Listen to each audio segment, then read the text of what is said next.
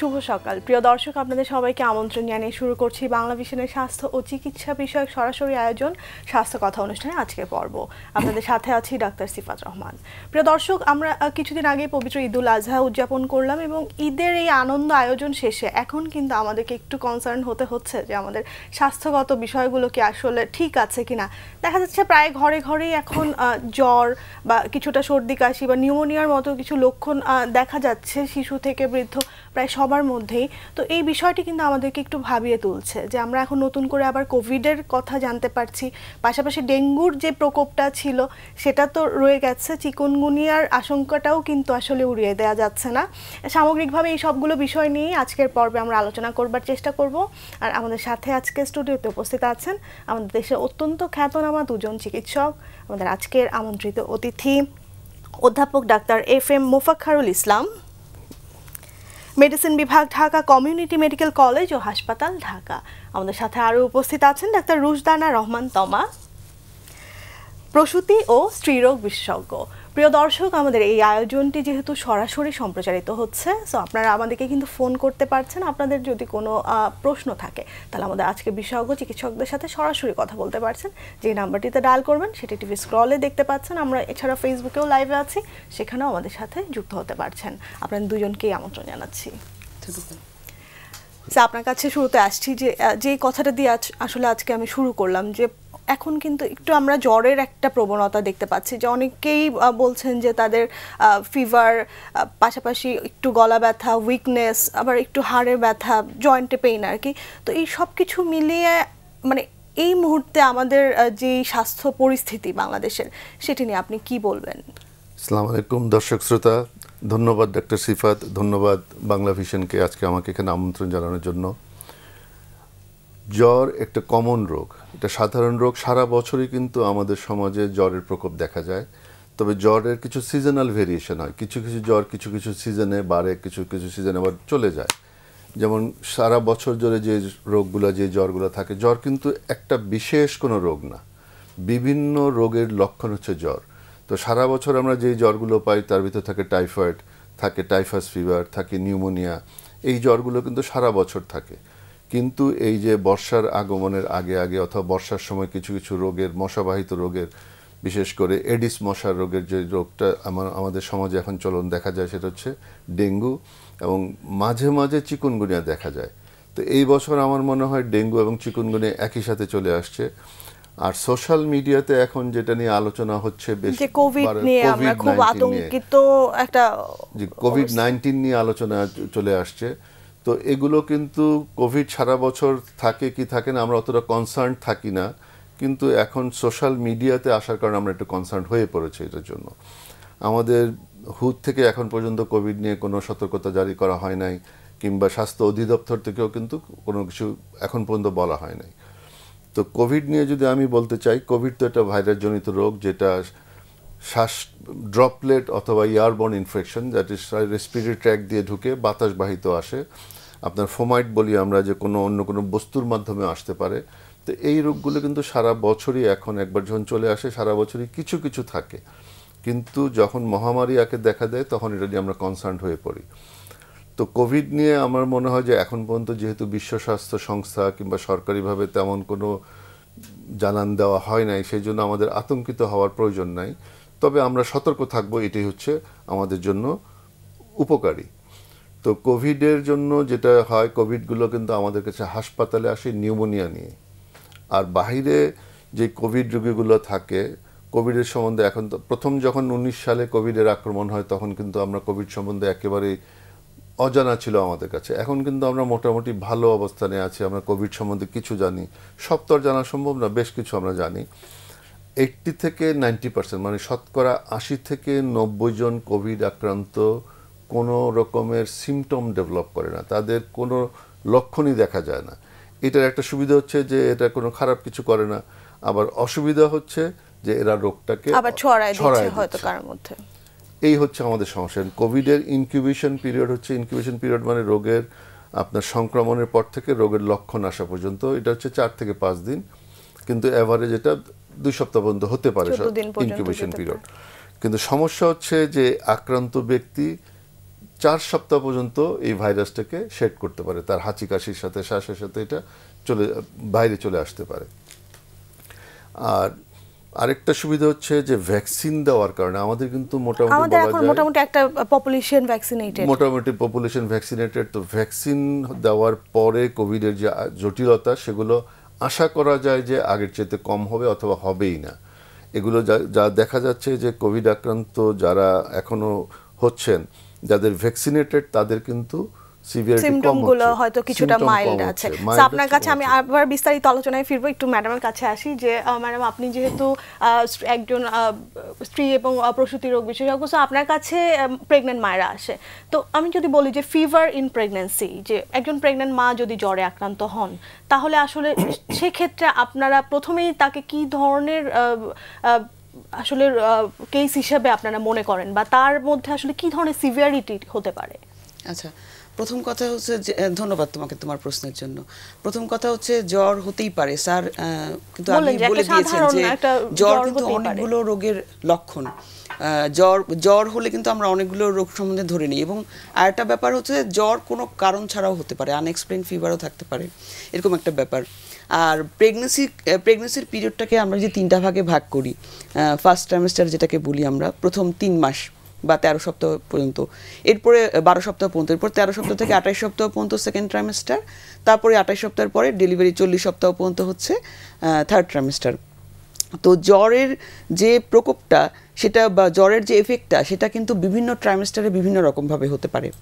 যেমন প্রথম 3 মাসের মধ্যে যদি জ্বর হয় তাহলে কিন্তু সেটার জন্য বিভিন্ন ধরনের জটিলতা হতে পারে। যেমন তারা যদি খুব বেশি জ্বর হয় সেটা থেকে অ্যাবর্শনও হতে পারে। তারপর ওই সময় যেহেতু প্রথম 3 মাসে রোগীরা কিন্তু খেতে পারে না, ভমিটিং টেন্ডেন্সি বেশি থাকে, তো আমরা তখন সিমটোমেটিক ম্যানেজমেন্ট করি, যে বমির ম্যানেজমেন্ট, যেহেতু এমনিতেই ভমিটিং টেন্ডেন্সি বেশি থাকে, জ্বর হলে আরও বেশি খেতে চায় না, রোগী আরও বেশি অসুস্থ হয়ে হাসপাতালে, প্রেগনেন্ট মেয়েরা আরও বেশি অসুস্থ হয়ে হাসপাতালে আসে। আর জ্বর হলে আমরা তো সাধারণ এমনিতেই কমপ্লিট ব্লাড কাউন্ট করে আমরা একটা অ্যাসেস করার চেষ্টা করি যে তার কোনো ব্যাকটেরিয়াল কোনো কিছু হয়েছে কিনা বা ভাইরাল কোনো কিছু হয়েছে কিনা, সেটা একটু অ্যাসেস করার চেষ্টা করি। আর একটা কমন প্রেগনেন্সিতে কমন একটা ইনফেকশন হচ্ছে ইউটিআই, ইউরিনারি ট্র্যাক্ট ইনফেকশন। কাজে সেটাও যদি পেশেন্ট, অনেক সময় কমপ্লেন থাকে, অনেক সময় কমপ্লেন কিন্তু থাকে না। পেশেন্টরা কিন্তু অনেক সময় পেশাবের জ্বালা পোড়া বা ঘন ঘন পেশাব হওয়া, যে কমপ্লেনগুলো ইউজুয়াল ইউটিআইতে বা ইউরিনারি ট্র্যাক্ট ইনফেকশনে, সেগুলো কিন্তু পেশেন্ট অনেক সময় কমপ্লেনও করে না। এই জন্য আমরা কিছু টেস্ট করে আমরা দেখার চেষ্টা করি যে এটা আসলে কিসের জন্য হচ্ছে, এই কারণটা কি জ্বরটার। কাজেই অনেক মাল্টিভ্যারিয়েন্ট কজ কিন্তু থাকতে পারে, অনেক ধরনের কারণই থাকতে পারে জ্বরের। তো এখন কিন্তু আমরা আসলে আমরা আসলে চিন্তা করি যে এখন ট্রেন্ডটা কি চলছে, যে বাংলাদেশে এই মুহূর্তে কোন ধরনের ফিভারের ট্রেন্ডটা। যেমন এই মুহূর্তে কিন্তু ভাইরাল ফিভারগুলো বা সিম্পল ইনফ্লুয়েঞ্জা বা সিম্পল ভাইরাল ফিভার, ওগুলোই কিন্তু বেশি হচ্ছে। যদিও এখন কোভিড নিয়ে মিডিয়াতে যত বেশি কথাবার্তা আসছে, আমরা কিন্তু প্রেগনেন্সি কোভিড নিয়ে সেরকম আমরা কেস পাইনি এখনো। এবং স্যার যেটা বললেন, WHO থেকেও সেরকম কোনো কিছু নোটিফিকেশন আমাদের কাছে আসেনি, স্বাস্থ্য অধিদপ্তর থেকেও আমাদেরকে কোনো এখনো সেরকম প্রোটোকল দেওয়া হয় নাই বা সেরকমভাবে নোটিফাইড কোনো কিছু বলা হয়নি যে এরকম প্রেগনেন্সি কোভিড নিয়ে সেরকম কিছু এসেছে। তারপরেও যেহেতু কোভিডের কিছু কিছু পেশেন্ট আইডেন্টিফাই হচ্ছে কোভিড লাইক সিমটমস নিয়ে, যদিও বলা হয়েছিল 2020 সালে যে কোভিডের প্রকোপটা ছিল ওটা সারা বছরই দেখা যায় যে এরপর থেকে কিছু না কিছু রোগী আসবেই, কিছু না কিছু এন্ডেমিক ফিভার হিসেবে রয়ে যাবে, কিছু না কিছু কেস তো আসবেই। আর নতুন একটা ভ্যারিয়েন্টের কথা, যেটা কোভিড XBB যে ভ্যারিয়েন্টটা, সেটার কথা শোনা যাচ্ছে, কিন্তু সেটাতে যেটা বলছে কিন্তু সাধারণত জ্বর থাকে না, সেটাতে শুধু মাথা ব্যথা, গলা ব্যথা, হাড়ে ব্যথা, এরকম এই সিমটমগুলো থাকতে পারে।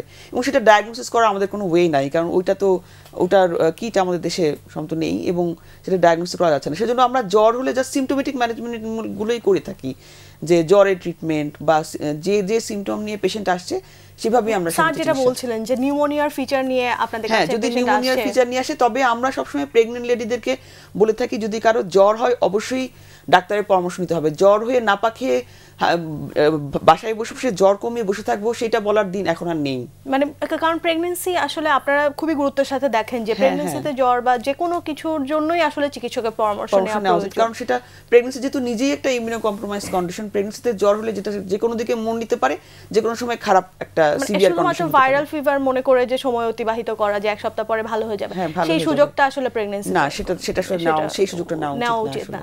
আচ্ছা, ম্যাডামের কাছে আসবো, একটু স্যারের কাছে আসি যে স্যার আপনি বলছিলেন যে নিউমোনিয়ার ফিচার নিয়ে আসছে, তা আসলে ঠিক কি ধরনের ক্লিনিক্যাল প্রেজেন্টেশন নিয়ে আপনাদের কাছে রোগীরা আসে? এখন কোভিড নিয়ে যদি আমি বলি, কোভিড যে কোনো প্রেজেন্টেশন নিয়ে আসতে পারে, কোভিড যে কোনো সিস্টেমকে অ্যাটাক করতে পারে। তাহলে কমন সিমটম যেগুলো ছিল যে সর্দি কাশি, তারপরে আস্তে আস্তে সেকেন্ড উইকে গিয়ে নিউমোনিয়া ডেভেলপ করে, থার্ড উইকে যারা খারাপ হয়ে যায় তারা থার্ড উইকে গিয়ে খারাপ হয়।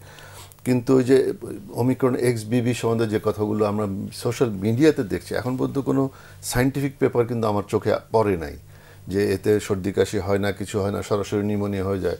সো আমাদেরকে এটা যেন একটু অপেক্ষা করতে হবে যে আসলে কি হচ্ছে। তো নিউমোনিয়ার কেস কিন্তু আমরা সারা বছরই পাই, সারা বছর ধরে নিউমোনিয়া থাকে। এবং রিসেন্টলি আমরা লক্ষ্য করছি যে নিউমোনিয়ার প্রকোপটা অনেক বেশি। সাধারণত যে নিউমোকক্কাল নিউমোনিয়া কমন, সেটা আমাদের দেখা যায় যে বুড়োদের বেশি হয়, বাচ্চাদের বেশি হয়।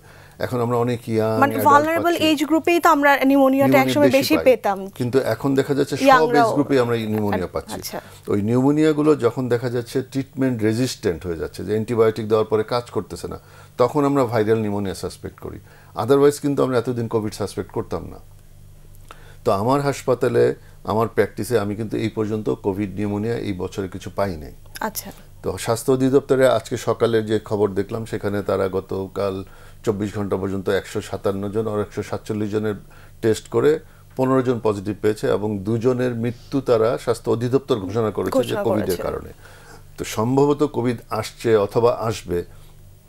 এই মুহূর্তে আমাদের যেটা করণীয়, আমাদের অ্যালার্ট হতে হবে, আমাদের সচেতন হতে হবে। যেটা স্বাস্থ্য অধিদপ্তরের যে বার্তা ছিল, সেটা আমি এখানে আবার ডিসিমিনেট করব, যে আমাদেরকে কোভিডকালীন সময়ে যে সতর্কতা আমরা অবলম্বন করেছিলাম, সেটা আমাদের সবসময় জারি রাখতে হবে। এর ভিতরে যেমন একটা হচ্ছে ডিস্টেন্সিং, ক্রাউডেড এরিয়াগুলোকে আমাদের অ্যাভয়েড করা, যদি খুব প্রয়োজন না হয় সেখানে না যাওয়া। আর একটা হচ্ছে যে মাস্ক ব্যবহার করা, যে কোনো জায়গায় আমরা মাস্ক ব্যবহার করি, স্পেশালি পাবলিক প্লেসে অবশ্যই মাস্ক ব্যবহার করব। হাঁচিকাচির এটিকেটটা, যে হাঁচিকাচির সময় রুমাল তো ব্যবহার না, টিস্যু দিয়ে অথবা হাতের কোণে দিয়ে নাক মুখ ঢেকে রেখে হাঁচি দেওয়া, এবং টিস্যুটাকে একটা ডিসপোজ করে দেওয়া, একটা প্রপার জায়গায় ডিসপোজ করা, এবং ঘন ঘন হাত ধোয়া। বাইরের থেকে কোথাও এসে সাথে সাথে স্যানিটাইজার দিয়ে, সাবান দিয়ে হাত ধোয়া। আমরা যদি এই প্রক্রিয়াগুলো অনুসরণ করি, তাহলে আমরা কোভিডের যদি আসেও তার বিস্তারটাকে রোধ করতে পারবো, তার প্রসারটাকে। একবার এগুলো মহামারী যখন হয়, তখন হয় কি, একসাথে অনেক মানুষ যখন আক্রান্ত হয়ে যায়, তখন স্বাস্থ্য যে সেবা, আমাদের যে ফ্যাসিলিটিস থাকে, সেগুলো ওভারবার্ডেন হয়ে যায়, তখন দেখা যায় মানুষ চিকিৎসা পায় না। সো আমরা ওইটা যেন না হয়, আমরা সেই জন্য সচেতন থাকবো। আর তারপরে আমি যেটা বলবো, যে যেহেতু আমরা অলমোস্ট প্রায় সবাই ভ্যাকসিনেটেড, আমাদের কোভিডের নতুন ভেরিয়েন্ট আসলে একেবারে যে ওই ভ্যাকসিন কোনো কাজ করবে না এরকমটা না। আমরা আশা করতে পারি যে ওই রকম মহামারী দেখা দেবে না, এবং আমরা ওই রকম অবস্থায় পড়ব না, কিছুটা মাইল্ড আমাদের সিম্পটম হতে পারে, সেরকম সেটাই আমরা আশা করি। এখন পর্যন্ত আমাদের কাছে কোনো সলিড প্রমাণ নাই, কিন্তু আমরা সতর্ক হয়ে যাব।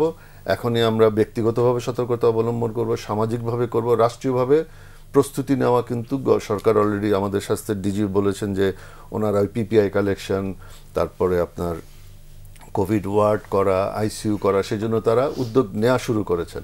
সো আমাদের প্রস্তুত থাকতে হবে যেন হঠাৎ করে বিনা মেঘে বজ্রপাতের ভিতর না পড়ি। কিন্তু আমার মনে হয় যে আতঙ্কিত না হয়, আমরা এইটাকেই জোর দিই যে আমরা কোভিডকে আবার মহামারী আকারে প্রবেশ করতে দেব না, আমরা শুরুতে তাকে রেজিস্ট করতে পারবো। এটা হচ্ছে আমার কোভিড সম্বন্ধে কথা। আচ্ছা স্যার, আমি আপনার কাছে আবার আসবো। আমি একটু ম্যাডামের কাছে আসি যে ডেঙ্গু ইন প্রেগন্যান্সি, আমি জানি যে খুবই একটা ভয়ের একটা ব্যাপার, এবং একজন প্রেগন্যান্ট মা যদি ডেঙ্গুতে আক্রান্ত হন, তার কিন্তু বাড়িতে বসে চিকিৎসা নেওয়াটা একটু ঝুঁকিপূর্ণ হয়ে যেতে পারে। তো কোন পর্যায়ে আসলে আপনাদের কাছে যেতে হবে? প্রথম কথা হচ্ছে যে প্রেগন্যান্সিতে জ্বর হলে আমরা বলছি যে যেন ডাক্তারের কাছে চলে আসে, যেহেতু অনেকগুলো ভ্যারিয়েন্টের অনেক ধরনের ডিজিজ হচ্ছে, ডায়াগনোসিসটা হবে। হ্যাঁ, ডায়াগনোসিসটা অন্ততপক্ষে হবে।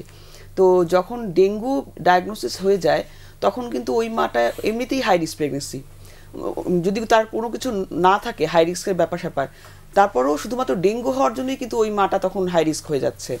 আর একটা কথা হচ্ছে ডেঙ্গু ভাইরাস কিন্তু প্লাসেন্টা ক্রস করে বাচ্চার ফিটাসে যেতে পারে। হ্যাঁ, ভাইরাস কিন্তু প্লাসেন্টা ক্রস করে। কাজেই ডেঙ্গু যদিও ডেঙ্গু দিয়ে কোনো ক্রোমোজোমাল মানে কনজেনিটাল অ্যাবনরমালিটিস হয়েছে এরকম এখনো ডায়াগনোসিস হয়নি বা এরকম কোনো কিছু নোটিফাইড না, কিন্তু হচ্ছে যে ডেঙ্গু যদি প্রেগনেন্সিতে হয়ে থাকে এবং সেটা কোনো প্রেগনেন্ট মার হয়ে থাকে, সেটা অবশ্যই সেই প্রেগনেন্ট লেডিকে ডাক্তারের কাছে আসতে হবে এবং হচ্ছে হসপিটালে ভর্তি হতে হবে। সাধারণত আমরা গাইনোকোলজিস্টরা এই ধরনের পেশেন্টকে হাসপাতালে ভর্তি করি। এবং যেহেতু ডেঙ্গুর সাথে সাধারণত কি হয়, মানে জ্বর হয় আর হচ্ছে যে হাতে পায়ে ব্যথা বা অস্থিসন্ধিতে ব্যথা, এই ধরনের সিমটমগুলোই সাধারণত বেশি থাকে। আর হচ্ছে ডেঙ্গু শক সিনড্রোম বা ডেঙ্গু হেমোরেজিক ফিভার, এটাতেও যেতে পারে। আমরা কিন্তু গত বছর এরকম প্রচুর ডেঙ্গু উইথ প্রেগনেন্সি ডিল করেছি এবং তখন একটু ভালোই অ্যামাউন্ট ছিল। বিশেষ করে তখন ঢাকা মেডিকেলে আমি যখন কাজ করতাম তখন কিন্তু প্রচুর এরকম প্ল্যাটলেট ফল করেছে, এরকম শকে চলে গিয়েছে, ব্লিডিং হচ্ছে, এরকম প্রচুর রোগী আমরা ফেস করেছি। কাজেই আমি বলবো বা আমরা গাইনোকোলজিস্টরা সাধারণত বলে থাকি যে যদি ডেঙ্গু ডায়াগনোসিস হয়ে থাকে অবশ্যই সেই আমাকে হসপিটালে ভর্তি হতে হবে, অবশ্যই তাকে একটা ট্রিটমেন্ট প্রোটোকলের মধ্যে থাকতে হবে। এবং যদি বিশেষ করে ডেলিভারি সময় যে ডেঙ্গুর পেশেন্টগুলো আসে, ডেলিভারি লাস্টের দিকে একেবারে, তাদের কিন্তু পোস্টপার্টাম হেমোরেজ হওয়ার সম্ভাবনা থাকে বা ডেলিভারির পরপর যে ব্লিডিংটা ওটা বেশি হওয়ার সম্ভাবনা থাকে, যেহেতু যদি প্ল্যাটলেট কাউন্ট ফল করে থাকে।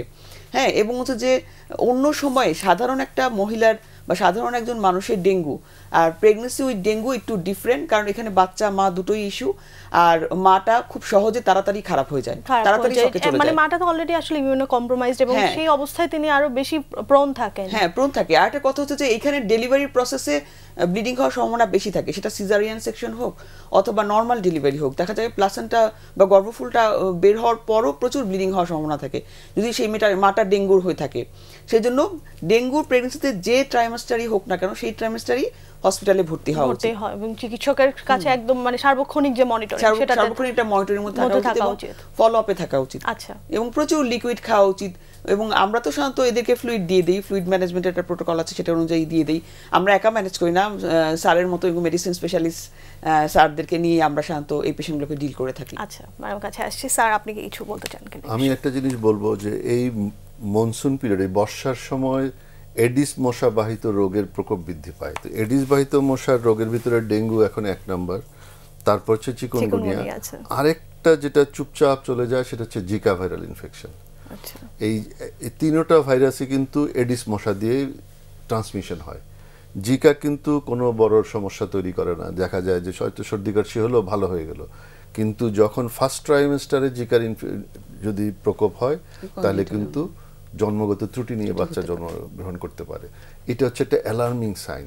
সো আমার মনে হয় যে গাইনোকোলজিস্টদের এই সর্দি কাশির রোগীগুলো এই সিজনে জিকার জন্য একটু চেক করা উচিত, কারণ জিকা কিন্তু সাংঘাতিকভাবে আপনার জন্মগত ত্রুটি তৈরি করে, স্পেশালি ফার্স্ট ট্রাইমেস্টারে। সব ইনফেকশনই ফার্স্ট ট্রাইমেস্টারে হলেই আমাদের কনজেনিটাল অ্যানোমালিস তৈরি করতে পারে, সেকেন্ড ট্রাইমেস্টারে তেমন কোনো সমস্যা হয় না, থার্ড ট্রাইমেস্টারে গিয়ে ডেলিভারিতে সমস্যা তৈরি করতে পারে। তো এই বছর আমার ব্যক্তিগত অভিজ্ঞতায় আমি দেখছি যে ডেঙ্গু এবং চিকুনগুনিয়ার ভিতরে চিকুনগুনিয়ার প্রকোপ বেশি। যদিও ঢাকার বাইরে আজকের পেপারও আছে যে মাগুরায় সম্ভবত নাকি কোথায় আমার বরগুনাতে অস্বাভাবিকভাবে ডেঙ্গুর প্রকোপ বাড়ছে এবং 5 জন মৃত্যুর ভিতরে 4 জনই বরগুনাতে। তো কিন্তু আমি ঢাকায় এখন পর্যন্ত আমার ব্যক্তিগত অভিজ্ঞতা আমি চিকুনগুনিয়া বেশি পাচ্ছি। স্যার, একটু যদি বলতেন যে চিকুনগুনিয়ার পেশেন্টদের আসলে ক্লিনিক্যাল প্রেজেন্টেশনটা কেমন হয়? ডেঙ্গু চিকুনগুনিয়ার দুটোরই হচ্ছে প্রথমে একটু গায়ে ব্যথা হয়, তারপর অনেক জ্বর হয়ে যায়, অধিকাংশ হাই টেম্পারেচার। আমি এটা সাধারণত রোগীদের বলি যে যদি জ্বর শুরুতেই অনেক বেশি থাকে তারপরে 2-3 দিন পরপর কমে যায়, এবং রোগীদের অভিযোগ হচ্ছে জ্বর ওষুধেও কমে না, প্যারাসিটামল জাতীয় ওষুধে জ্বর কমে না, কিন্তু টাইফয়েডের মতো রোগগুলো জ্বর আস্তে আস্তে বাড়ে। সেই জন্য যখনই অনেক জ্বর হবে আমাদের একটু ধৈর্য ধরতে হবে।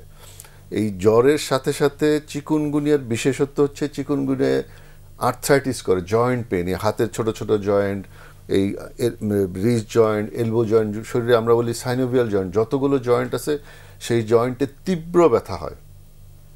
ডেঙ্গুতে কিন্তু গায়ে ব্যথা হয়, বডি এক বলি আমরা এটাকে, সমস্ত শরীরে ব্যথা হয়, মাসেল পেইন হয়, ব্যাক পেইন হয়, চোখে ব্যথা করে, মাথায় ব্যথা করে। কিন্তু চিকুনগুনিয়ায় কিন্তু স্ট্রাইকিংলি ওদের জয়েন্টগুলোতে ব্যথা, এবং জয়েন্টগুলো টেন্ডার হয়ে যায়, ধরলে ব্যথা করে, জয়েন্টগুলো কারো কারো ফুলে যায়। সো এই জয়েন্ট ইনভলভমেন্ট এবং জয়েন্ট প্যাটার্ন থেকে আমরা ক্লিনিক্যালি মেইনলি ডিফারেন্সিয়েট করি। ডেঙ্গু আর চিকুনগুনিয়া ক্লিনিক্যালি আমরা ডেঙ্গু চিকুনগুনিয়াকে ডিফারেন্সিয়েট করি। এখন ডেঙ্গু চিকুনগুনিয়া ডিফারেন্সিয়েটটা ইম্পর্টেন্ট। কেন ইম্পর্টেন্ট? ডেঙ্গুতে আমাদের প্লেটলেট কমে যায়, ব্লাড প্রেশার কমে যায়, ডেঙ্গু শক সিনড্রোমের চান্স থাকে। কিন্তু চিকুনগুনিয়াতে কিন্তু এই রিস্কগুলো কম, এখানে প্লেটলেট কমে না, এখানে ডেঙ্গু শকেও যায় না, কিন্তু পেশেন্ট এত বেশি ব্যথায় থাকে যে তারা যে ব্যথানাশক যে ঔষধ এনএসাইড বলি আমরা, নন steroid anti inflammatory drug, ibuprofen, naproxen, এই জাতীয় ঔষধ ব্যবহার করে ফেলে। এখন ভুলক্রমে যদি ডেঙ্গুতে এই জাতীয় ওষুধ ব্যবহার করা যায়, এরা করে কি প্লাটিলেট ডিসফাংশন করে, প্লাটিলেটের কাজকে ঠিকমতো কাজ করতে দেয় না, রক্তক্ষরণের ঝুঁকি অনেক বেড়ে যায়। তো এখন শুরুতেই আমাদের ক্লিনিক্যালি এবং ল্যাবরেটরিতে আমাদেরকে এটা ডিফারেন্সিয়েট করে নিতে হবে যে চিকুনগুনিয়া নাকি ডেঙ্গু। তাহলে ডেঙ্গু যদি হয় তাহলে আমাদের ট্রিটমেন্ট কিন্তু একটু বেশি কনজারভেটিভ, আমরা এখানে কম ওষুধ ব্যবহার করব। আর চিকুনগুনিয়া যদি আমি শিওর হতে পারি, আমরা ওখানে তার ব্যথা উপশমের জন্য বিভিন্ন ওষুধ ব্যবহার করতে পারবো। তারপরে যদি আমার সাথে আজকে যেহেতু গানি আছে, প্রেগনেন্সির সময় বলি, প্রেগনেন্সির সময় আমরা খুব সতর্ক থাকি মেডিসিন ব্যবহারের সময়। ফার্স্ট ট্রাইমেস্টারে যদি আমরা মেডিসিন অপ্রয়োজনে ব্যবহার করি, আমার কনজেনিটাল ম্যালফরমেশনের চান্স থাকে। থার্ড ট্রাইমেস্টার দিলে বিভিন্ন লেবারের সমস্যা থাকে। আবার তবে একটা জিনিস হচ্ছে কি, ডেঙ্গুতে যে প্লেটলেট কমে যায়, কমতে কমতে যদি 1 লাখের উপরেও থাকে তাহলে কিন্তু ব্লিডিং টেন্ডেন্সি থাকে না। তো যদি আমাদের কোনো ডেঙ্গু পেশেন্ট মনে করেন যে এখন থার্ড ট্রাইমেস্টার আছে, লেবারে আছে, তার যদি প্লেটলেট 1 লাখের উপরে থাকে, এখানে কিন্তু আমাদের ব্লিডিং নিয়ে খুব একটা চিন্তা করার কিছু নেই। আমরা মেইনলি কনসার্ন থাকি যে তার হাইপোটেনশন হয়ে গেল কিনা, ব্লাড প্রেশারটা, ব্লাড ভলিউমটা ঠিক আছে কিনা, ব্লাড ভলিউমটা ঠিক আছে কিনা। ডেঙ্গু শক হচ্ছে আমাদের জন্য সবচাইতে ভয়ঙ্কর থ্রেটেনিং। এবং আমরা কিন্তু স্যার গত বছরের যে ট্রেন্ডটা দেখেছিলাম যে ডেঙ্গু শক সিনড্রোমে কিন্তু অনেক পেশেন্ট খারাপ হয়ে গিয়েছিল। অধিকাংশ ডেঙ্গুর মৃত্যু কিন্তু ডেঙ্গু শক সিনড্রোমের কারণে হয়। প্লেটলেট কমে যাওয়ার কারণে মৃত্যু, রক্তক্ষরণ এবং মৃত্যু কিন্তু খুবই আনইউজুয়াল। এখন আমাদের একটা সমস্যা আমি এখানে বলি যে প্লেটলেট নিয়ে আমাদের এত কথা হয়ে গেছে, রোগীরা সবাই জানে যে প্লেটলেট কমে যাচ্ছে, কিন্তু খুব একটা প্যানিকও করতে দেখি আমরা, প্যানিক হয়ে যায় কখন প্লেটলেট দিবে। এবং ডেঙ্গুর সিজন চলে যাওয়ার পরেও আমাদের কাছে কিন্তু রোগী আসে, স্যার আমার প্লেটলেট কমে গেছে। তো প্লেটলেট কমে গেছে, ওর সমস্যা কি? দুর্বল লাগে, মানে প্লেটলেট কমে গেছে সেজন্য নড়াচড়া করতে পারে না, দুর্বল লাগে, এরকম একটা। কিন্তু যেহেতু ডেঙ্গুর সময় প্লেটলেট কমে গেলে আমরা বলি যে খারাপ হতে পারে, এখনও তাদের এটা মনে রয়ে গেছে। কিন্তু প্লেটলেটের সাথে শারীরিক দুর্বলতার কোনো সম্পর্ক নাই। প্লেটলেট শরীরের রক্তটাকে ধরে রাখতে সাহায্য করে, এবং প্লেটলেট কমে গেলে, কত কমলে রক্তক্ষরণ হয়, যদি প্লেটলেটের কোনো রকমের ডিসফাংশন না থাকে, প্লেটলেট যদি নর্মাল থাকে, তাহলে কিন্তু 20,000-এর নিচে গেলে রক্তক্ষরণের রিস্ক থাকে। যারা আইটিপি পেশেন্ট আছে আমাদের, ওখানে প্লেটলেট কমাটাই হচ্ছে একটা রোগ, সেখানে কিন্তু 50,000-এর উপরে রাখতে পারলেই আমরা খুশি থাকি যে প্লেটলেট 50,000 আছে। যদি তার কোনো সার্জারি লাগে, যদি তার ডেলিভারি করতে হয়, তাহলে আমরা বলি যে এটা 1 লাখের উপরে করে নিতে হবে। তো প্লেটলেট নিয়ে আমাদের আতঙ্কিত হওয়ার কিছু নাই। আমাদের এই রোগগুলোকে ডিফারেন্সিয়েট করতে হবে যে রোগ কোনটা। এখন আমি বললাম যে 3টা রোগ আমাদের সতর্ক থাকতে হবে। একটা হচ্ছে ডেঙ্গু, একটা হচ্ছে চিকুনগুনিয়া, আর একটা হচ্ছে জিকা ভাইরাস। স্পেশালি যারা গর্ভবতী প্রেগনেন্ট মহিলাদের জন্য জিকাটাকে আমার মনে হয় যে খুব গুরুত্ব সহ দেখতে হবে। এবং যারা গাইনোকোলজিস্ট থাকবে তাদের প্রতি আমার অনুরোধ থাকবে যে তারা যেন ফার্স্ট ট্রাইমেস্টারে যদি কেউ সর্দি কাশি নিয়ে আসে, তার জিকাটা টেস্ট করে যেন নেন। কারণ এই সিজনটা হচ্ছে জিকার সিজন, এবং এডিস মশাই কিন্তু জিকা ট্রান্সমিশন করে। আচ্ছা, আপনি খুব সুন্দর করে বুঝিয়ে বললেন। আমরা একটু ছোট্ট বিরতিতে যাচ্ছি, বিরতির পর ফিরে আসছি। প্রিয় দর্শক, স্বাস্থ্য কথা অনুষ্ঠানে এই পর্যায়ে একটি ছোট্ট বিরতিতে যাচ্ছি। বিরতির পর আমাদের আলোচনা পরবর্তী অংশ নিয়ে ফিরে আসছি, ওদের সাথেই থাকুন।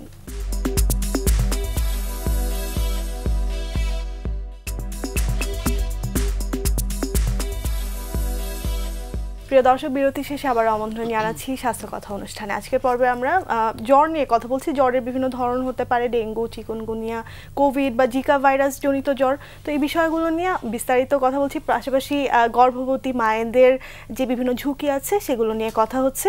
আমাদের সাথে আজকে স্টুডিওতে উপস্থিত আছেন অধ্যাপক ডাক্তার FM মোফাক্খারুল ইসলাম, মেডিসিন বিভাগ, ঢাকা কমিউনিটি মেডিকেল কলেজ ও হাসপাতাল। আমাদের সাথে আরও উপস্থিত আছেন প্রসূতি ও স্ত্রীরোগ বিশেষজ্ঞ ডাক্তার রুশদানা রহমান তমা। বিরতি শেষে আপনাদের দুজনকে আবার আমন্ত্রণ জানাচ্ছি। স্যার যে কথাটা আসলে বলছিলেন বিরতিতে যাবার আগে, যে প্রেগনেন্ট মায়েদের ক্ষেত্রে যে স্যার বলছিলেন যে জিকা ভাইরাসের যে সংক্রমণ সেটাও হতে পারে, এটা মাথায় রেখে যেন আপনারা আসলে চিকিৎসাটা দেন। তো এই বিষয়ে আপনি কি কিছু বলতে চান কিনা? আচ্ছা, প্রথম কথা হচ্ছে যে প্রেগনেন্সিতে যে জন্মগত ত্রুটিগুলো হয় ওগুলো কিন্তু প্রথম 8 সপ্তাহের মধ্যেই হয়ে যায়। আমরা সাধারণত বলি যে 8 সপ্তাহের মধ্যে কিন্তু এমব্রায়োজেনেসিসটা কমপ্লিট হয়ে যায়। তো অনেক মা কিন্তু অনেক সময় বুঝতেই পারে না সে প্রেগনেন্ট হয়েছে, এরকম একটা ব্যাপার। আর একটা কথা হচ্ছে জিকা ভাইরাসের যে সাইন সিমটমগুলো, ফিভার, ওগুলো খুবই লো গ্রেড ফিভার থাকে, অথবা ফিভার থাকেও না কিন্তু ভাইরাস সংক্রমণ হয়েছে, যেটা রুবেলার মতো একটা ব্যাপার। রুবেলাতেও কিন্তু এরকম একটা ঘটনা ঘটে, রুবেলা ভাইরাসের ব্যাপারটাতেও।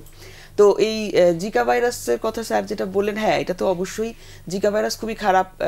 মাইক্রোকেফালি, এরকম অনেক বাচ্চারা মাইক্রোকেফালি বা এরকম অনেক ধরনের কমপ্লেন নিয়ে পরে আসে। কিন্তু কথা হচ্ছে যে জিকা ভাইরাসের যে টেস্টটা, এটা কিন্তু ওয়াইডলি অ্যাভেলেবেল না আমাদের দেশে। এইটা একটা প্রবলেম, যে এটা দিয়ে যদি একটা আমরা একটা সচেতনতা তৈরি করতে পারি যে এটা কিভাবে ওয়াইডলি অ্যাভেলেবেল করা যায়, তাহলে হয়তো আমাদের জিকা টেস্টটা করা সম্ভব হবে, আপনারা কনফার্ম হতে পারবেন যে কনফার্ম হতে পারবো। আর ওই যে একটা বললাম, আসলে জিকা ভাইরাসের সিমটম গুলো কিন্তু অবভিয়াস থাকে না, একদম ঠিক জ্বর নিয়ে আসছে আমার কাছে, ব্যাপারটা এরকম না। অনেক ক্ষেত্রে রোগীরাও তো আসলে বুঝতেই পারবে না যে আপনাদের কাছে যাওয়া প্রয়োজন। ওই যে আগে বললাম যে 8 উইকসের মধ্যে কিন্তু এমব্রায়োজেনেসিস কমপ্লিট। 8 উইকস বলছি কিন্তু লাস্ট মেনস্ট্রুয়াল পিরিয়ড থেকে, first day of last menstrual period থেকে যদি 8 সপ্তাহ চিন্তা করি, এর মধ্যে অনেক পেশেন্টের বুঝতেই পারে না যে সে প্রেগনেন্ট। হ্যাঁ, বা হয়তো অনেকের মাসিকই গন্ডগোল থাকে, দেরি করে করে হয়, সেও তো বুঝতেই পারে না যে সে প্রেগনেন্ট হয়েছে। তো ওর মধ্যেও যদি জিকা ভাইরাস সংক্রমণ হয়ে থাকে, সেটা বোঝার কোনো উপায় নেই, এটা একটা ব্যাপার। আর একটা কথা হচ্ছে কি, এই যে ভাইরাল ফিভারগুলো, যে ডেঙ্গু বলো অথবা চিকনগুনিয়া বলো, এগুলোর কিন্তু আসলে সিমটমগুলা আসে হচ্ছে যে জ্বর চলে যাওয়ার পরে, একদিন কি 2 দিন অনেক জ্বর থাকে, তারপরে তার গা ব্যথা, র্যাশ, এগুলো থাকে। তো এই 1-2 দিনের জ্বর বেশিরভাগ রোগীরাই ইগনোর করে যে ঠিক আছে হয়েছে। যখন অনেক গা ব্যথা, র্যাশ, তখন সে আমাদের কাছে আসে। তো আরেকটা কথা হচ্ছে, যখন হয়ে যায়, যদি এরকম একটা হচ্ছে সতর্কতা, একটা কথা যে আমরা কিভাবে প্রিভেন্ট করতে পারি যাতে না হয়। কারণ হয়ে গেলে আমরা জানি যে আমরা ওটা সিমটমটাকে ট্রিটমেন্ট করতে পারবো, কিন্তু যে ভাইরাসে যে এফেক্ট করে ফেলবে সেটাকে আমাদের থামানোর খুব একটা ওয়ে নেই আসলে। কিন্তু আমরা কিভাবে প্রিভেন্ট করতে পারবো, আমরা বলি যেসব প্রেগনেন্ট মারা আছেন তারা যে মশা আক্রমণ যেখানে বেশি হওয়ার সম্ভাবনা, সেসব জায়গায় যাবেন না বা থাকবেন না। রাতের বেলা অবশ্যই মশারি খাটিয়ে ঘুমাবে, বা যখন ঘুমাবে মশারি টানাতে হবে, অথবা মসকিটো রিপেলেন্ট ইউজ করতে পারে। যেহেতু প্রেগনেন্সিতেই এখন এই ডিজিজগুলোর হওয়ার সম্ভাবনা, এই ডিজিজগুলোর ট্রেন্ড এখন বাংলাদেশে চলছে, তো এই ডিজিজগুলোতে প্রেগনেন্সিতে না হয়, সে আমরা প্রিভেনশনটা কিভাবে নিব সেটার দিকে আমরা বেশি আলোকপাত করে থাকি সাধারণত। কারণ যেহেতু আমি বলেছি যে এটা যদি হয়ে যায়, তাহলে কিন্তু ওটাকে থামানোর তো আর কোনো ওয়ে পাচ্ছি না, সেটা রিভার্স করার আর কোনো ওয়ে নেই। শুধুমাত্র সিমটমটাকে আমরা কমিয়ে রাখতে পারি, অথবা এটার জটিলতা হয়ে যাতে রোগীটা মারা না যায়, সেগুলো ট্রিটমেন্ট আমরা করতে পারি। কিন্তু ভাইরাস একবার বডিতে ঢুকে গেলে সেটাকে কমিয়ে রাখার মতো তেমন হচ্ছে মেজার আমরা নিতে পারি না। এরকম একটা ব্যাপার। আর হচ্ছে যে আর কোভিডের কথা যেটা বলবো, আমরা কিন্তু একটা কোভিডের বিশাল যুগ পার হয়ে এসেছি, বা কোভিডে আমরা কি কি করতে হয় কি করতে হয় না, আমি মনে করি বাংলাদেশের বেশিরভাগ মহিলারাই সেটা জানে। হ্যাঁ, যদিও এখন হচ্ছে যে যেহেতু কোভিডের এখন ট্রেন্ডটা সেরকমভাবে অত প্রকট না, কিন্তু কিছু কিছু তো ডায়াগনোস হচ্ছে, কিছু কিছু তো আইডেন্টিফাই হচ্ছে, যদিও সেটা একেবারে ডায়াগনোসড নতুন কোভিড ভ্যারিয়েন্ট দিয়ে হয়েছে সেটাও বলা যাচ্ছে না, কিন্তু কোভিড নিউমোনিয়া হচ্ছে, কিছু রোগী আইডেন্টিফাই হচ্ছে। তো প্রেগনেন্সিতে যেহেতু প্রেগনেন্সি একটা ইমিউনো কম্প্রোমাইজ কন্ডিশন, আমি আগেই বলেছি, এবং আমরা যখন আমাদের এক্সপিরিয়েন্সে গতবারের কোভিড ইউনিট আমরা যখন ঢাকা মেডিকেলে চালু করেছিলাম, তখন ওখানে আমি কাজ করতাম যখন, তো ওখানে দেখেছি প্রেগনেন্সিতে কোভিড হলে কিন্তু ওটা আসলে খুবই সিভিয়ার একটা ফর্মে হয়। হ্যাঁ, তো প্রেগনেন্সিতে কোভিড হলে ওটা ম্যানেজ করাটাও আমাদের জন্য খুবই টাফ। রোগীগুলোর মৃত্যুর হারও অনেক বেশি বেড়ে যায়, মানে আমরা কিছু করার আগেই দেখা যায় যে এত সিভিয়ার কন্ডিশন ডেভেলপ করেছে যে খুব দ্রুত রোগীটা খারাপ হয়ে যায়, এরকম। বা কোভিড নিউমোনিয়ার সিকুয়েলগুলো খুবই খারাপ, যে দ্রুত রোগী খারাপ হয়ে যায়, আমাদের কিছু করতে করতে রোগী খারাপ হয়ে যায়। কিন্তু রোগী নিজেও উইক থাকে, ইমিউনো কম্প্রোমাইজ থাকে, বাচ্চার একটা ইস্যু থাকে, বাচ্চাটাকে নিয়ে কি করবো সেটা নিয়েও আমাদের, মানে বাচ্চা মা দুটো ইস্যু নিয়েই আমাদেরকে ডিল করতে হয়। কাজে আমি বলবো যে কোভিডের সতর্কতাটাও আমার মনে হয় যে রোগীদের বেশি বেশি করে নেওয়া উচিত। যেমন অনেক ভিড়ের মধ্যে যাবে না, প্রেগনেন্ট মারা খুব ভিড়ের মধ্যে যাতায়াত না করাই ভালো। তারপর হচ্ছে খুব ভিড়ের মধ্যে থাকবে না, তারপর যখন কাজ করবে, বাইরে বের হবে, অবশ্যই মাস্ক পরিধান করবে। স্যার যেটা বললেন কোভিডের যেসব সতর্কতাগুলো, যে এখন যদিও এখনকার কোভিড যে ভ্যারিয়েন্টগুলো সেগুলোতে বলছে যে জ্বর থাকে না, সর্দি কাশি থাকে না, তারপরেও মাস্ক পরা উচিত, বা সর্দি কাশি জ্বর হলে কোভিডের মতো যে ধরনের সতর্কতামূলক ব্যবস্থাগুলো নেওয়া উচিত ছিল সেগুলো আমরা কিন্তু জানি, মানে আমাদের লাইফস্টাইলের একটা অংশ যদি আমরা করে ফেলতে পারি যে সেই মেজারগুলোকে, তাহলে কিন্তু আমরা চাইলে অনেকটাই প্রিভেন্ট করা যায়। কারণ আমি আগেই বলেছি যে একবার হয়ে গেলে সেটা জটিলতাকে ট্রিটমেন্ট করা যতটা কষ্ট, বা যেটাকে ফেরানো যতটা কষ্ট, প্রিভেন্ট করতে পারলে প্রিভেন্ট করার ব্যাপারটা কিন্তু আমাদের মোটামুটি হাতে আছে, সেটা নিয়ে কিন্তু আমরা কাজ করতে পারি। আচ্ছা ম্যাম, সুন্দর করে বললেন। স্যার কাছে আসি, যে এখন আসলে সিজনাল আর কি ধরনের অসুখ বিসুখ আপনারা বেশি পাচ্ছেন? সিজনাল অসুখ এখন তো গরমের সময়, গরমের যে সমস্যাগুলো আমাদের এগুলো প্রকট হয়ে যাবে, পানিবাহিত রোগগুলো এখন বেশি দেখা যাবে। তবু আমি আবারও একটু কিন্তু কোভিড ডেঙ্গু আর চিকুনগুনিয়াতে একটু কথা বলতে চাই। সেটা হচ্ছে যে জ্বর হলেই সাথে সাথে আতঙ্কিত হওয়ার প্রয়োজন নাই। আপনারা নিজেরা একটু ফিল করেন যে আপনার সিমটমগুলো কীরকম। আর যেটা আমাদের দেশে সবচাইতে প্রচলিত, সবচাইতে খারাপ প্র্যাকটিস, বিশেষ করে নিম্নবিত্ত কিংবা নিম্ন মধ্যবিত্ত ঘরে, যে সামনে ওষুধের দোকানে যায়, ওখান থেকে দুটো ওষুধ নিয়ে একটা অ্যান্টিবায়োটিক নেয়, কিছু ওষুধ নিয়ে চলে আসে। গায়ে ব্যথা বেশি, একটা ওই যে পেইন কিলার, মানে ফার্মেসির দোকানদারের পরামর্শে একটা অ্যান্টিবায়োটিক খাওয়া শুরু করে। এবং কিছু কিছু আমি পাচ্ছি যারা এনিসেড জাতীয় ঔষধ ব্যবহার করা শুরু করে দেয়। তো এই জিনিসটার থেকে সকলকে অনুরোধ করবো তারা যেন বিরত থাকেন। যে ফার্মেসির থেকে আপনারা ওষুধ কিনলে প্যারাসিটামল, বিভিন্ন ব্র্যান্ডের প্যারাসিটামল পাওয়া যায়, প্যারাসিটামল আপনারা খান। আপনারা যদি বমি হয়, বমির একটা ওষুধ খান, কিন্তু অ্যান্টিবায়োটিক এবং ব্যথানাশক ওষুধ খাবেন না। তারপরে যদি আপনার ডেঙ্গু কনফার্ম হয় যে ডেঙ্গু আপনার হয়ে গেছে, তাতেও আতঙ্কিত হওয়ার কিছু নাই। অধিকাংশ ডেঙ্গু কিন্তু সম্পূর্ণভাবে সুস্থ হয়ে যায় কোনো রকম জটিলতা ছাড়া।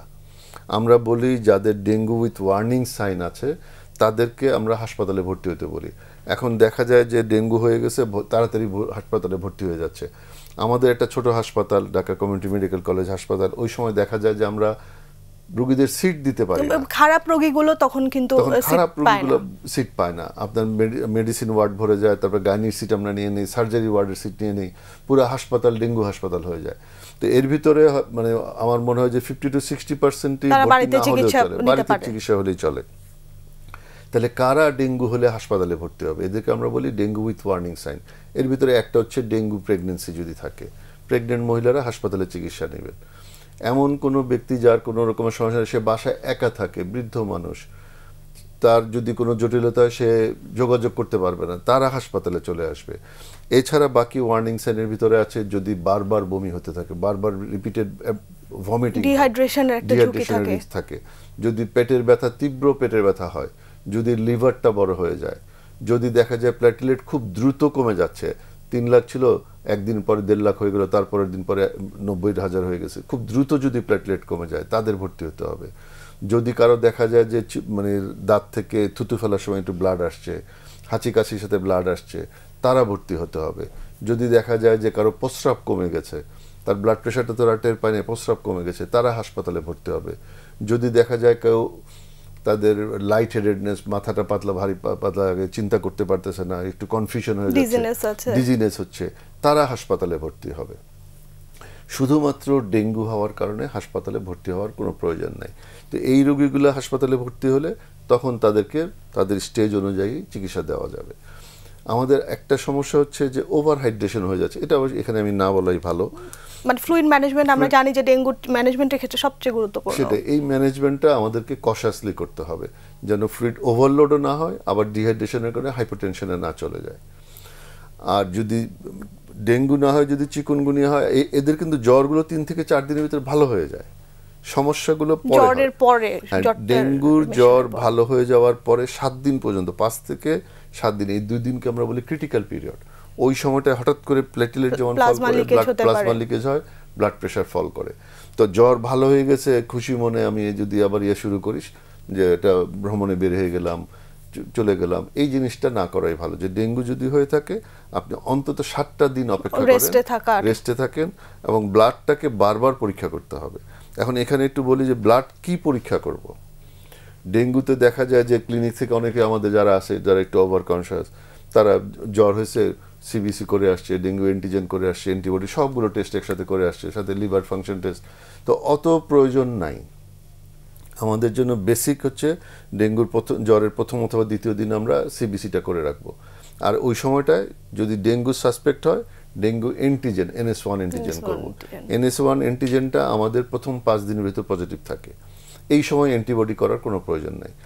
যদি আমার কাছে রোগী 5 দিন পরে আসে, জ্বরের 5 দিন, অনেক সময় অপেক্ষা করে যে জ্বর ভালো হয় কিনা, আচ্ছা জ্বর ভালো হওয়ার পর প্রথম খেয়াল করেন, পরে আসলো, 5 দিন পরে যদি আসে তখন আমরা অ্যান্টিবডিটা করব। এর আগে অ্যান্টিবডি করার দরকার নেই। আবার অ্যান্টিবডি নিয়ে অনেকে উদ্বিগ্ন থাকে যে স্যার অ্যান্টিবডি পজিটিভ। অ্যান্টিবডি 2 রকমের হয়, একটা হচ্ছে IgG আর একটা হচ্ছে IgM। তো অধিকাংশ দেখা যায় IgG পজিটিভ থাকে। IgG পজিটিভ মানে হচ্ছে এটা ওল্ড ইনফেকশন, হয়তো গত বছর ইনফেকশন হয়েছিল, 1 মাস আগে হয়েছিল, ভালো হয়ে গেছে, সে কিন্তু কোনো লক্ষণ টের পায় নাই। তাহলে এখনকার জ্বর আমার ডেঙ্গু কিনা এটা বুঝতে হলে IgMটা পজিটিভ থাকতে হবে। সাধারণত দুটোই করে ফেলে, কিন্তু IgG অধিকাংশ IgG পজিটিভ থাকে। নর্মাল ইন্ডিভিজুয়ালে যদি আমি করি IgG পজিটিভ থাকতে পারে, তার মানে কিন্তু ডেঙ্গু না। তাহলে যদি IgM পজিটিভ থাকে, এখন কথা হচ্ছে অনেক সময় রুগীদের উপর টেস্ট করে আসে সব নেগেটিভ, আমার NS1 নেগেটিভ, IgM নেগেটিভ, তাহলে তো ডেঙ্গু নাই। এই ধারণাটার থেকেও বের হয়ে আসতে হবে, কারণ এই টেস্টগুলো নেগেটিভ হওয়ার পরেও ডেঙ্গু হতে পারে। তাহলে এই জ্বরের সময়টায় আমাদের একটু ধৈর্য ধরতে হবে। আমাদেরকে সিরিয়ালি সিবিসিতে, যেটা ব্লাড কাউন্টটাকে আমরা পরপর কয়েকবার করতে হবে। তাহলে ব্লাড কাউন্টে আমরা দেখব আমাদের WBC কাউন্ট কমে যায়, প্ল্যাটলেট কমে যায়, হিমাটোক্রিট বাড়ে। এই যে সিকোয়েন্সিয়াল টেস্টটা, অনেক সময় কিছু কিছু রোগী, অবশ্য আমাদের ফাইন্যান্সিয়াল কনস্ট্রেন্ট থাকে, সবার পক্ষে করা সম্ভব না, কিন্তু এই সিবিসিটাকে আমাদের কয়েকবার করতে হবে। এবং যখন ক্রিটিক্যাল পিরিয়ডে চলে আসে, তখন কিন্তু আমরা 2 বেলা, দিনে সকালে একবার বিকালে একবারও সিবিসি করি, যে প্লেটলেট কত কমছে। এবং যখন দেখা যায় যে ডেঙ্গু জটিলতা তৈরি হচ্ছে, তখন আমরা অন্যান্য টেস্টগুলো দিই, আমরা লিভার ফাংশন টেস্ট করি, মানে অন্য অর্গানগুলোকে এফেক্ট করতেছি না, তখন আমরা লিভার ফাংশন টেস্ট পুরোটা করি, কিডনি ফাংশন টেস্ট করি। কিছু কিছু ক্ষেত্রে আমাদের দেখা যায় যে ইসিজি করা লাগে, ট্রোপোনিন করা লাগে, আমরা করি।